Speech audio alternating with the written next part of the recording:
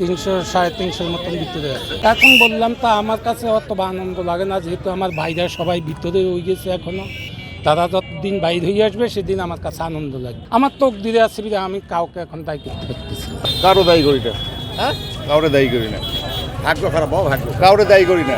17 বছর ওদের কে ভালো, যেহেতু বছর পর জেলে বাইর হলাম। আল্লাহর হুকুম করে আল্লাহ রহমত করছে তো রাইতে পারছি।